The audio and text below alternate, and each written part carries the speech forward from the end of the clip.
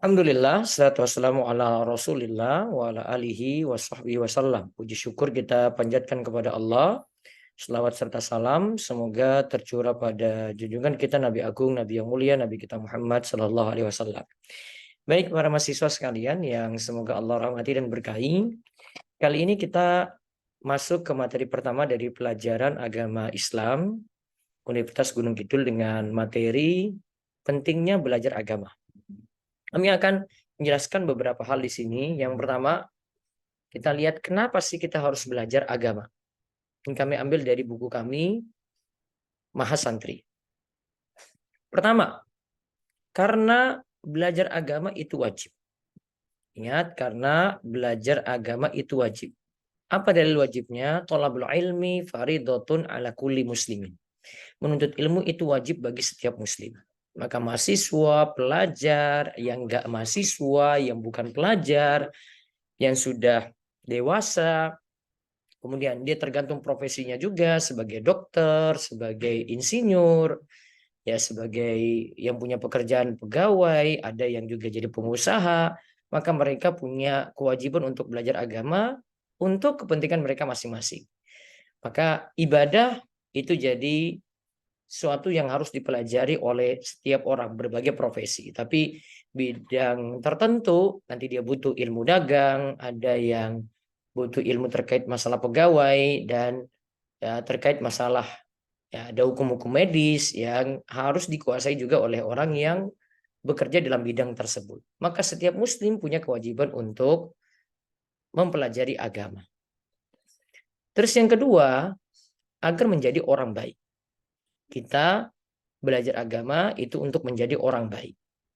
Kata Nabi Shallallahu Alaihi Wasallam dalam hadis riwayat Bukhari dan Muslim, "May yuridillahu bi khairan yufaqihu fid din." Siapa saja yang Allah kehendaki mendapatkan kebaikan, khairan artinya kebaikan, yufaqihu fid din, Allah akan fakihkan, Allah akan pahamkan dia dalam perihal agama. Maka orang yang belajar agama dia akan jadi baik. Kebalikannya di sini seperti kata Imam Ibnu Hajar Al-Asqalani dalam Fathul Bari, berarti tidak belajar agama tentu tidak menjadi baik. Maka standar baiknya kita dilihat dari kita peduli pada agama kita dengan mempelajarinya ataukah tidak. Lalu yang ketiga, agar amalan kita diterima. Agar amalan kita diterima. Karena kita diperintahkan untuk beribadah sesuai tuntunan.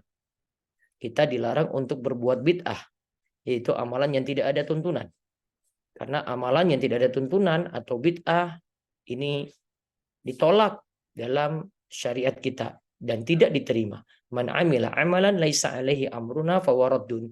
Siapa saja melakukan suatu amalan yang bukan ajaran kami fawaraddun, maka amalan tersebut tertolak. Maka amalan bid'ah, amalan yang tidak ada tuntunan tertolak. Dan ini butuh belajar. Karena kalau kita belajar, kita akan tahu, oh ini yang sesuai tuntunan, ini yang tidak. Kalau kita belajar, maka kita tahu ini yang dilaksanakan oleh Nabi SAW dan ini yang tidak. Kalau kita belajar, kita tahu bagaimana anjuran para ulama tentang hal ini dan bagaimana yang para ulama larang untuk tidak mengikutinya. Kemudian yang keempat, menuntut ilmu itu jalan mudah menuju surga. Jalan mudah menuju surga. Sebagaimana kata Nabi SAW, "Wa man salaka thariqan yaltamisu fihi ilman, sahalallahu bihi thariqan ilal jannah." Siapa yang menempuh jalan untuk mencari ilmu, maka Allah akan mudahkan baginya jalan menuju surga. Kalimat sahalallahu bi thariqan ilal jannah, Allah akan mudahkan baginya jalan menuju surga, berarti ini diperoleh jika seorang itu menempuh jalan untuk menuntut ilmu. Ilmu apa yang dimaksud? Tentu ilmu agama. Karena ilmu agama itu sifat kebaikannya mutlak. Beda dengan ilmu dunia. Ilmu dunia ada sisi baik dan ada sisi buruknya. Maka untuk menggapai surga paling mudah dengan kita itu mempelajari ilmu agama. Karena dengan mempelajari ilmu agama akan diantarkan pada surga, atau maknanya dengan mempelajari ilmu agama akan diantarkan pada ilmu yang lain. Dengan mempelajari ilmu agama juga akan dimudahkan untuk menempuh jalan Shiratal Mustaqim. Semoga Allah memudahkan kita semuanya. Kemudian yang berikutnya lagi, yang kita lihat bahasannya adalah keutamaan ilmu agama itu sendiri. Yang pertama, yang belajar agama dengan yang tidak belajar agama tentu berbeda. Ibnul Qayyim membawa bahasan ini dengan mengajak kita merenungkan firman Allah surat Az-Zumar ayat 9. Qul hal yastawil ladzina ya'lamuna wal ladzina la ya'lamun. Katakanlah, adakah sama orang-orang yang berilmu dengan orang-orang yang tidak berilmu? Apakah sama? Jawabannya tidak. Terus yang kedua, Nabi Muhammad SAW diperintahkan oleh Allah untuk meminta ilmu yang bermanfaat, bukan meminta harta secara khusus. Walaupun Nabi SAW juga punya harta, tapi yang Allah perintahkan pada Nabi Muhammad SAW minta ilmu yang manfaat. Rabbi kul wa kul Rabbi zidni ilma. Dan katakanlah ya Robku, tambahkanlah kepadaku ilmu, ya, ilmu pengetahuan. Surat Toha ayat 114. Kemudian kita juga dapat melihat dari dalil yang lainnya, yang paling takut kepada Allah adalah orang yang berilmu. Innama yakhsyallaha min ibadihi al-ulama. Sesungguhnya yang takut kepada Allah di antara hamba-hamba Allah hanyalah orang yang berilmu. Surat Fatir ayat ke-28. Maka yang paling takut kepada Allah itu hanyalah orang-orang yang berilmu. Ya. Orang yang tidak berilmu tidak punya rasa takut yang besar kepada Allah. Beda kalau orang itu berilmu, dia mempelajari ilmu agama dengan baik, ya, dia mengenal Allah dengan benar, dia paham hukum-hukum Allah, kemudian dia tahu batasan-batasan Allah, tentu dia punya rasa takut yang besar. Dia punya rasa takut pada Allah itu sendiri, dia takut untuk berbuat maksiat, dia takut melakukan dosa besar. Itu manfaatnya belajar ilmu agama lagi. Terus majelis ilmu, ingat, itu taman-taman surga. Karena dari hadis Anas bin Malik radhiyallahu anhu, ia berkata bahwa Nabi Shallallahu alaihi wasallam itu bersabda, "Idza marartum bi riyadil jannah," jika kalian melewati taman-taman surga. Ini taman-taman surga apa yang dimaksud di sini? Maka singgahlah dengan senang. Ya, farta'u, maka singgahlah dengan senang. Qalu wa ma riyadul jannah, kemudian ditanya apa itu taman surga? Kemudian beliau SAW itu mengatakan hilaqu dzikri, yaitu halaqah dzikir atau majelis ilmu. Hadis riwayat Tirmidzi. Maka di sini menunjukkan kalau ingin mendapatkan kenikmatan, ya, kita berada di tempat yang baik, kita berada di lingkungan yang baik, itu hanya ada di majelis ilmu. Yang dimana di sini diajarkan ilmu agama, bukan majelis lawakan, ya, bukan majelis yang hanya guyonan, ya, benar-benar situ diajarkan bagaimana kita mengenal Allah, bagaimana kita mengenal hukum Allah, bagaimana kita mempelajari adab, bagaimana kita mempelajari akhlak. Dari situlah, ya, kita akan merasakan taman-taman surga. Hati rasa tenang ketika berada di taman-taman seperti ini. Beda kalau kita berada di mall, beda kalau kita berada di perkumpulan, beda kalau kita berada di angkringan, beda kalau kita berada di warung makan, ya. Yang kita dapatkan ketenangan, ya, siapapun kita, hanya lewat Riyadul Jannah, yaitu majelis ilmu atau majelis zikir. Kemudian yang lainnya lagi, manusia menjadi sempurna dengan beriman, beramal, berdakwah, dan bersabar, semuanya itu dengan ilmu. Beriman, beramal, berdakwah, bersabar, semuanya dengan ilmu. Nanti penjelasan yang poin ini poin kelima ini akan kita bahas lagi nanti di sesi yang berikutnya, insya Allah. Pertemuan berikutnya dari pelajaran PAI. Dalilnya di sini tentang masalah manusia itu jadi sempurna dengan iman, amal, dakwah, dan sabar. Iman, amal, dakwah, dan sabar. 4 ini, ya. Iman, amal, dakwah, dan sabar. Dalilnya firman Allah dalam surat Al-Asr ayat 1-3.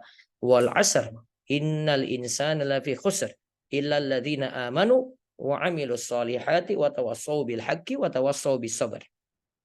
Demi masa, sesungguhnya manusia itu benar-benar dalam kerugian kecuali orang-orang yang beriman, beramal soleh, yang saling menasihati dalam kebenaran, dan yang saling menasihati untuk sabar. Maka tadi benar kan? Manusia itu sempurna kalau dia lakukan 4 ini. Ada iman, ada amal, kemudian semangat berdakwah, kemudian dia itu bersabar. Dan ingat, semuanya itu, iman, amal, dakwah, sabar, semuanya butuh ilmu. Tentu ilmu apa? Ilmu agama di sini.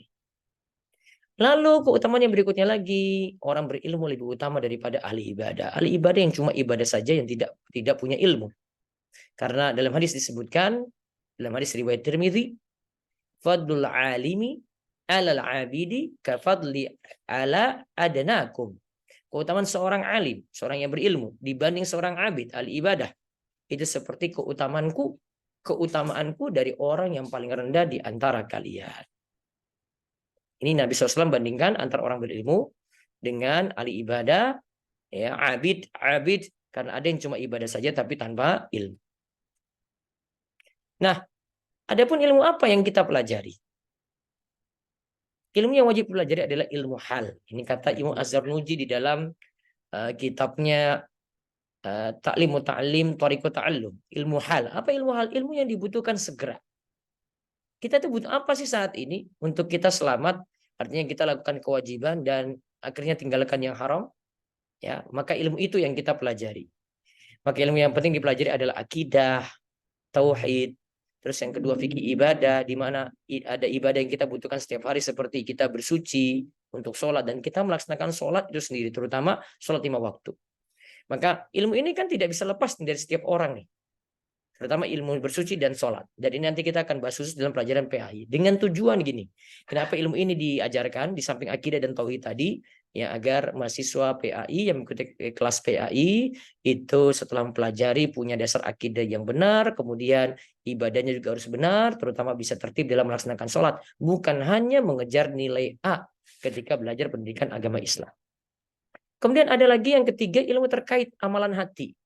Kata Imam Zarnuji, ada ilmu yang terkait amalan hati seperti belajar tawakal, pasrah kepada Allah, di mana kita sudah berusaha, kita kemudian serahkan semuanya kepada Allah. Kemudian ada lagi yang keempat, ilmu terkait profesi, yaitu pedagang harus memiliki dasar ilmu fikih jual beli. Dia harus tahu ini halal, ini haram, dia harus mengetahuinya. Adapun ilmu dunia juga penting dipelajari. Ya, karena khairun nasi anfa'uhum linnas. Manusia yang paling baik itu yang paling beri manfaat pada manusia. Maka ada ilmu kedokteran, ilmu sains, ilmu teknik, ilmu sosial, ilmu psikologi, ya, dan ilmu administrasi dan semacamnya. Semua ilmu yang bermanfaat untuk orang maka bisa kita pelajari. Adapun berikutnya, nanti di pelajaran berikutnya ya kita akan bahas tentang bagaimana kita luruskan niat saat kita belajar agama. Nah, setelah ini ya saya harapkan setiap mahasiswa ikuti kuis yang nanti akan kami share. Nah, kuis ini wajib dikerjakan dan itu sebagai nilai dan sekaligus absen. Semoga apa yang disampaikan tadi mengenai kenapa kita harus belajar agama dan keutamaan dari ilmu agama itu apa bisa diresapi dan lebih serius lagi mempelajari pendidikan agama Islam untuk sesi-sesi selanjutnya. Allah ibarik fiik. Semoga Allah memberkahi kita semuanya. Assalamualaikum warahmatullahi wabarakatuh.